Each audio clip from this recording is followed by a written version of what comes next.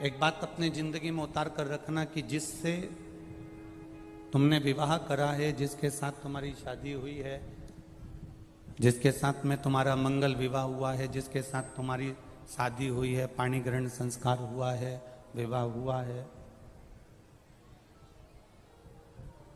वो प्रयास करती है कि कभी अपशब्द ना बोले।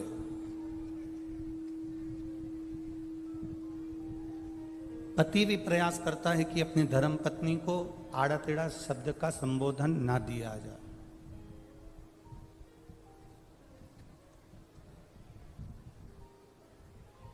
कोई ऐसा शब्द ना बोला जाए जिससे पति की वाणी का बुरा पत्नी को लगे या पत्नी की वाणी का बुरा पति को लगे। ऐसा कोई शब्द, ऐसा कोई संबोधन, ऐसी कोई वाणी पत्नी भी नहीं बोलना चाहती और पति भी नहीं बोलना चाहता। हमने एक बात पहले की कथा में कही है, अगर आपके स्मरण में होगी तो आप लोगों ने अगर सुना होगा, अगर आस्था चैनल पर आप कथा सुनते होगे तो आपके स्मरण में होगी।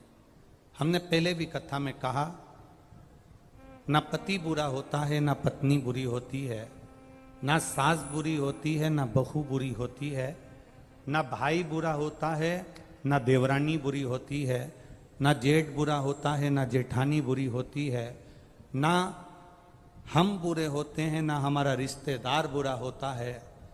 एक समय ऐसा हो जाता है जो हर एक व्यक्ति से बुराई उत्पन्न करा देता है। उस समय को हमें टाल देना।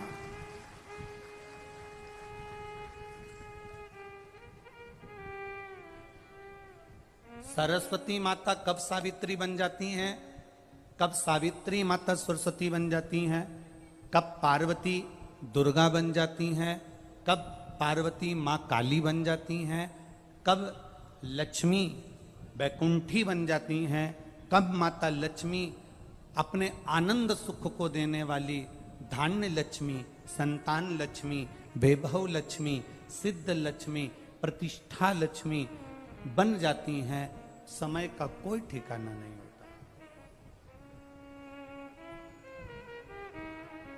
व्यक्ति बुरा नहीं है, घर में आने वाली तुम्हारी बहू बुरी नहीं है। बहू कभी जिंदगी में बुरी नहीं होती। अगर बुरी होती तो वो तुम्हारे बेटे से शादी नहीं करती, पहले ही मना कर देती कि मेरे को इससे शादी नहीं करना। बुरी नहीं है, बहू बुरी नहीं है, सास बुरी नहीं है। सास अगर बुरी होती तो अपनी रकम को तुड़वा कर, अपने जेवर को तुड़वा कर बहू के लिए रकम नहीं बनवाती, बहू के लिए जेवर नहीं बनवाती। बहू बुरी नहीं है, सास बुरी नहीं है, पति बुरा नहीं है।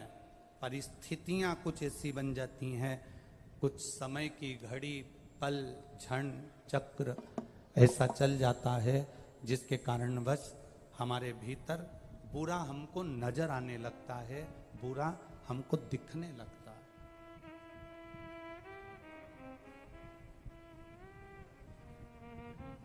और जब हमको बुरा दिखने लगता है, जब हमको बुरा नजर आने लगता है, जब हमको बुरा सम्मुख में नजर आने लगता है, तो फिर हमारे यहाँ पर हमें अच्छा उसका बिल्कुल नजर ही नहीं आता।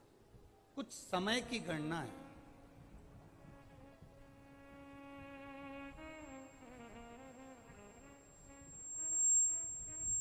हम कर्म कर कर भूल जाते हैं, पर हमें भान नहीं हो पाता कि हमने कर्म कौन सा करा। एक प्रसंग